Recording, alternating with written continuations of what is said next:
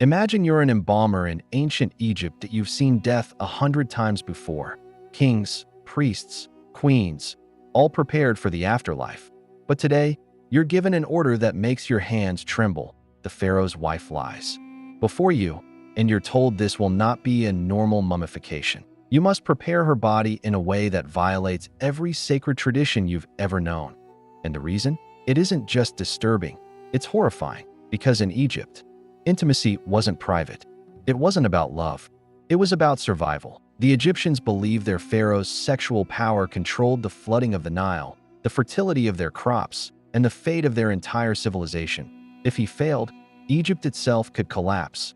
That pressure created practices so extreme, so shocking, that later archaeologists were too terrified to reveal them. Some destroyed the evidence. Others locked it away in secret museum vaults. And for centuries, the world only saw the pyramids, the gold, the glory, but the truth was much darker, ancient. Egypt's most horrific secrets were carved into temple walls, written in forbidden papyri, and hidden inside the bodies of their mummies. And today, we're going to uncover them.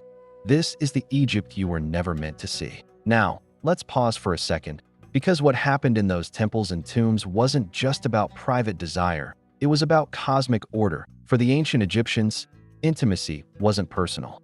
It was political. It was religious. It was survival itself. They believed sexual energy was the same as divine energy. Every act, every ritual, was seen as a conversation with the gods.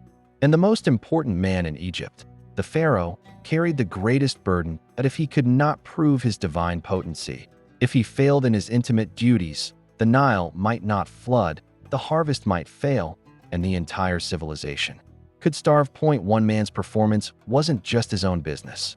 It was the difference between life and death for millions. That belief system created a terrifying pressure.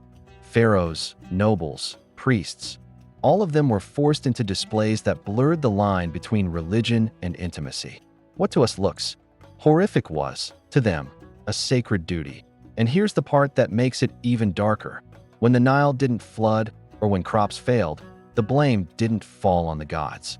It fell on people, on children offered to temples, on slaves forced into rituals, on entire cities ordered into desperate acts of chaos just to restore balance. This is why these practices mattered. They weren't just shocking traditions, hidden in the shadows. They were the backbone of Egyptian society, the rituals everyone believed were holding their world together, and the deeper we look, the more disturbing it becomes. Because behind the golden mask of ancient Egypt lies a truth far darker than the pyramids or pharaohs ever revealed. To understand how these horrific practices could exist, you have to step back and see the world the Egyptians lived in. Picture the Nile River at dawn, endless green fields stretching along its banks, surrounded by desert on all sides. To the Egyptians, this wasn't just a river. It was life itself. If the Nile flooded on time, crops grew, animals thrived, and people ate. If it didn't, famine and death followed. And at the very center of this delicate balance stood one man, the pharaoh. That he wasn't just a king. He wasn't even just a ruler. To the Egyptians, he was a living god. His body, his health, his very performance as a man was believed to control the Nile, the soil, and the fate of every family in the land. This belief shaped everything. In Egypt, sexuality wasn't private or hidden behind closed doors. It was cosmic energy. Every act of intimacy was a ritual. Every climax was a prayer. Every union was a form of worship to the gods. That meant that the line between religion and sexuality didn't exist. Priests oversaw rituals that today we would call shocking, but to them were sacred. Families offered children to temples, believing they were serving the gods. And pharaohs were expected to prove their divine potency not just in bed, but in public rituals that the entire civilization depended on.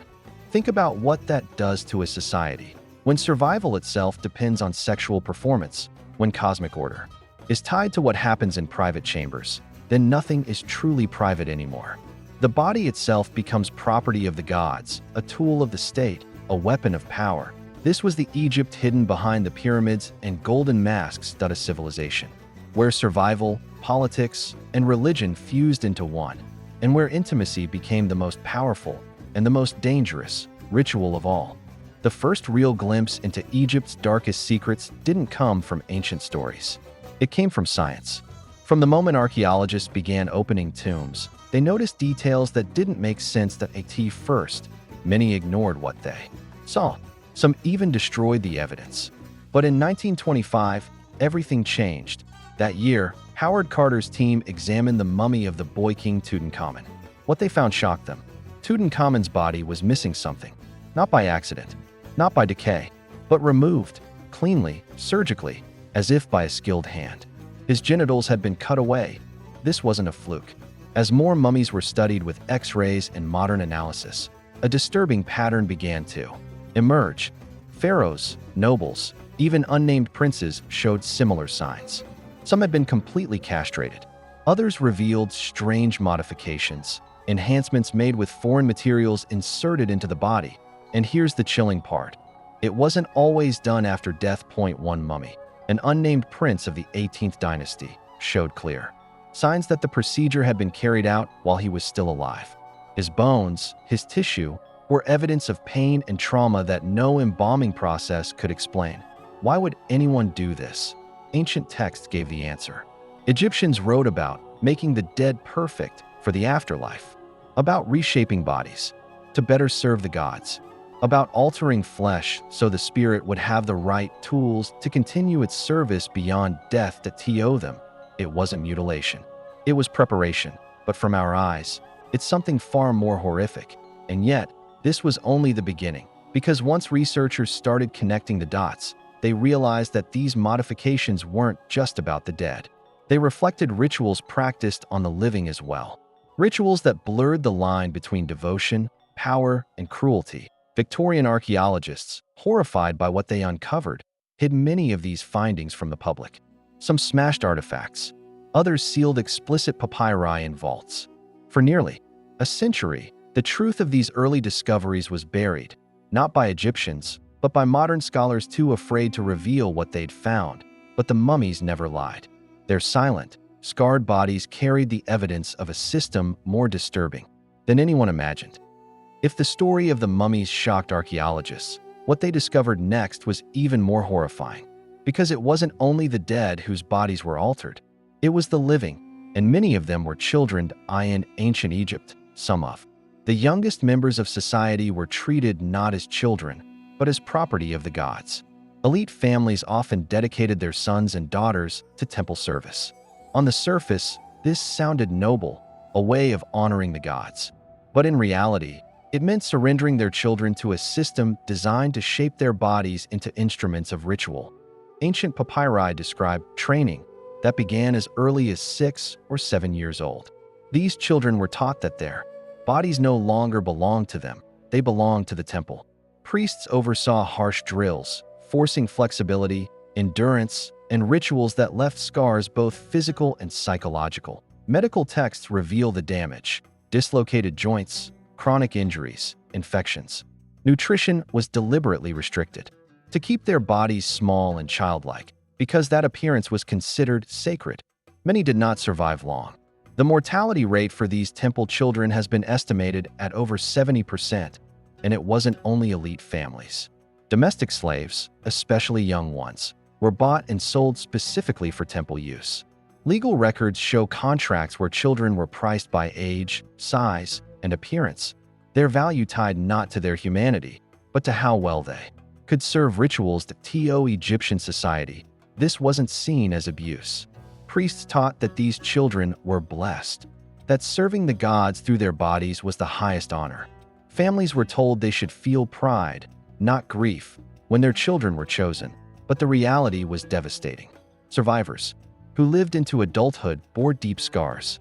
Many were unable to form normal relationships. Some became compulsive, others withdrawn, most haunted for life. Ancient writings even describe them as suffering from what we would today call broken hearts. And here lies the darkest truth. When the Nile failed to flood, when crops withered, when people starved, the priests didn't question their gods. They blamed the children. They doubled the rituals. They pushed even harder. As desperation grew, so did the cruelty. This was the hidden cost of Egypt's obsession with cosmic balance. Not just gold and monuments, not just pharaohs and gods, but an entire generation of children consumed by a system that treated their bodies as offerings. If you thought the temple system was disturbing, wait until you hear about the Feast of Drunkenness, Egypt's most chaotic and infamous festival. Once a year, the entire civilization was commanded to let go of every rule, every law, every boundary. And what unfolded shocked even Egypt's neighbors. The origins of the festival came from mythology, the story of Sekhmet, the lion-headed goddess of destruction. According to legend, she became so furious with humanity that she nearly wiped them out. The gods tricked her by flooding the land with beer mixed with red dye, making her believe she was drinking blood. Sekhmet became so intoxicated that her rage transformed into Hathor, the gentler goddess of love. That myth became ritual. Each year, Egyptians honored it by recreating the chaos. But what started as symbolic drinking turned into something else entirely. Temples brewed massive vats of beer, sometimes laced with lotus and other psychoactive plants. When the festival began, normal life ended. Social rules vanished. Priests told the people that in their drunken state, they were possessed by the gods, free to act on every impulse, free from consequence. And so they did. Masters and slaves mixed together in public squares. Married women abandoned their households and joined roaming bands of revelers. Children were exposed to, and often pulled into, scenes that no one could later forget. For 7 days and nights, Egypt descended into madness. Foreign diplomats who witnessed it called the Egyptians barbarians disguised as a great civilization. Some kingdoms even refused to send ambassadors to Egypt during the festival, fearing for their safety. The violence was as extreme as the sexuality. People bit and scratched each other until they bled, calling the wounds blessings of the gods. Some participants died from injuries, others were trampled in the streets. And when it was over, many woke with no memory of what they had done, only the trauma of discovering it afterward. Families broke apart. Children born 9 months later were labeled children of possession, carrying lifelong shame. And yet, the pharaohs considered this festival essential. They believed it was a pressure valve, a way to release chaos so the rest of the year, order could be maintained. In their eyes, the destruction was not a failure of society. It was society's survival. The Feast of Drunkenness was Egypt at its most unmasked, a ritual of devotion that revealed the darkness at the core of their world. For centuries, Egyptians believed their intimate rituals kept the cosmos in balance. But when foreign rulers arrived, the shock was immediate. The Greeks were the first to confront it.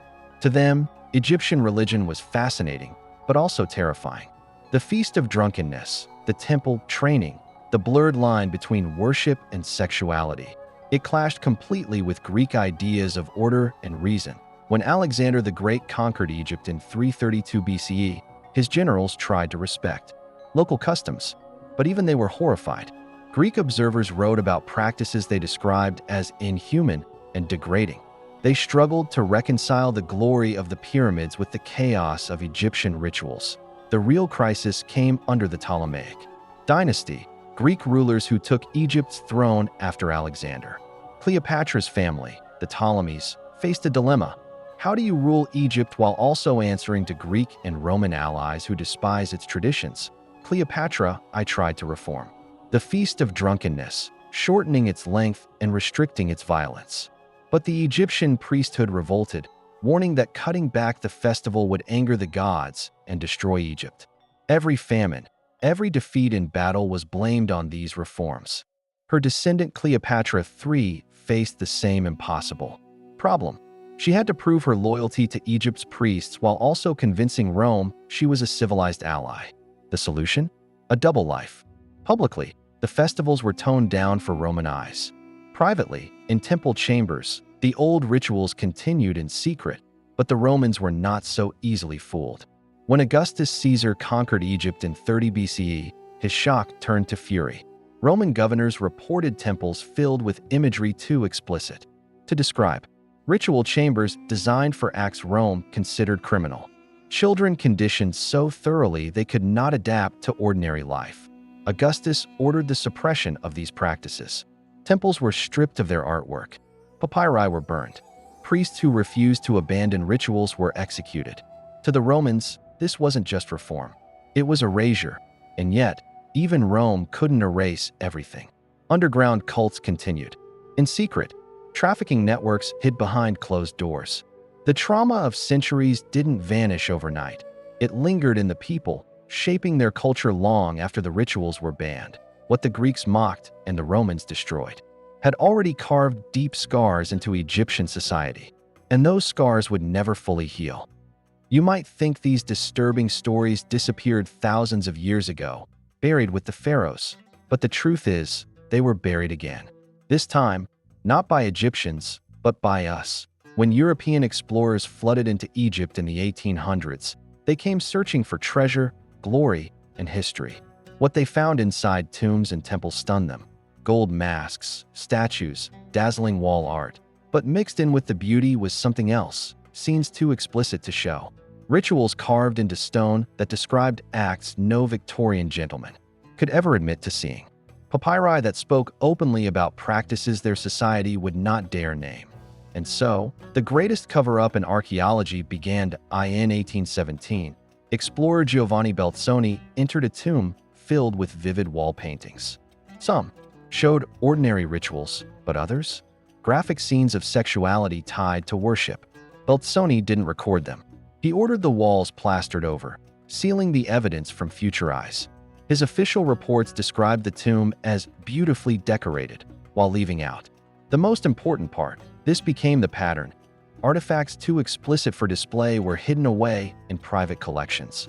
Papyri with shocking passages were either destroyed or quietly locked in museum basements. Translations of Egyptian texts were edited, entire sections removed, replaced with vague phrases like ritual act or sacred union. The famous Ebers Papyrus, one of the most detailed medical texts from ancient Egypt, had over 40 passages on sexual practices. Not one of them was published in English until the 1970s, more than a century after the rest of the text. And it wasn't just censorship. Some archaeologists admitted to destroying artifacts they considered obscene. Flinders Petrie, one of the fathers of modern Egyptology, confessed in his private journals that he burned papyri and smashed statues because he couldn't bear to let the public see them. Museums followed the same playbook. The British Museum, the Louvre, even the Metropolitan Museum of Art in New York, all created restricted rooms and locked vaults for Egyptian artifacts too explicit to display. Thousands of objects were labeled simply miscellaneous pottery or decorative fragments to hide their true nature. The cover-up lasted well into the 20th century. Even today, curators admit there are thousands of Egyptian artifacts in storage, kept away from public view because they reveal a side of history too disturbing or too inconvenient for museums to explain. In the end, Victorian prudishness succeeded where Egyptian priests and Roman emperors had failed. It erased centuries of evidence from the story we tell about Egypt. What the ancients recorded proudly as sacred rituals, modern scholars hid in shame. And because of that, most of us grew up knowing only half the story of Egypt, the golden half. The other half, the darker half, was locked away in silence. When we step back and look at the full picture, one thing becomes clear. Egypt's glory was built on both brilliance and brutality. For thousands of years, Egyptians believed their survival depended on rituals that fused intimacy with religion. Pharaohs, priests, slaves, even children, all were drawn into a system that blurred the line between sacred and horrific. And the impact didn't end when the rituals stopped. It lived on in the people. Generations of Egyptians grew up in a world where their bodies weren't their own, where cosmic balance mattered more than individual lives. That kind of trauma doesn't vanish overnight. It becomes part of culture, whispered in fears, passed through families, shaping how society views power, gender, and faith. Even after the Greeks and Romans tried to erase these practices, scars remained. Underground cults carried fragments of the old rituals into the shadows. Temple records were destroyed, but memories survived in stories. Stories twisted, censored, or rewritten, but never truly gone. And then came the modern cover-up. Victorian archaeologists who should have told the truth instead buried it a second time. They preserved the pyramids, the treasures, the beauty, but they hid the darkness. And so, The world was taught to see Egypt only as a land of greatness, while the pain and exploitation that lay beneath were forgotten. But history has a way of speaking through silence. The mummies themselves carried the evidence in their scars. The papyri, once locked away, revealed details too consistent to ignore. Temple walls still show faint outlines of scenes that plaster and paint could not fully erase. The legacy of these horrific practices is a reminder of two things. First, how deeply belief systems can shape human behavior. When survival and religion demand it, even the most unthinkable acts can become normalized. And second, how easy it is for later generations to silence uncomfortable truths until the evidence rises again that Egypt's monuments still stand. The pyramids still pierce the desert sky. Tourists still marvel at the gold and the glory. But beneath it all lies a story of exploitation, of trauma, of rituals so extreme they shook the foundations of civilization itself. This is Egypt's other legacy, not one of stone and treasure, but of people whose lives were consumed in the name of divine order. Today, when we think of ancient Egypt, we picture golden tombs, mighty pyramids, and kings who ruled like gods. But behind the beauty was another Egypt, one built on rituals so extreme that even time itself tried to bury them, children raised in temples only to be broken in the name of faith. Entire cities collapsing into chaos during the Feast of Drunkenness. Pharaohs forced to prove their divinity through practices that scarred both the living and the dead. And later, archaeologists, who chose to lock the truth away rather than let the world see Egypt's darkest face. What do we do with this knowledge? Do we condemn Egypt as barbaric? Or do we admit that its people were doing what they believed was necessary to survive? Keeping the Nile flowing, keeping their world in balance, even if the cost was horrific. Maybe the real lesson is this: when survival and faith become inseparable, human beings are capable of normalizing almost anything. Even the unthinkable. Egypt's monuments still stand, glowing under the desert sun. Millions visit every year to marvel at their greatness. But the true story of Egypt isn't just written in stone. It's written in scars. Scars on the bodies of mummies. Scars on generations of children. Scars that remind us that glory and darkness often walk hand in hand. And so we are left with one question: were these practices acts of devotion to the gods, or the darkest misuse of human lives in history? That answer is yours to decide.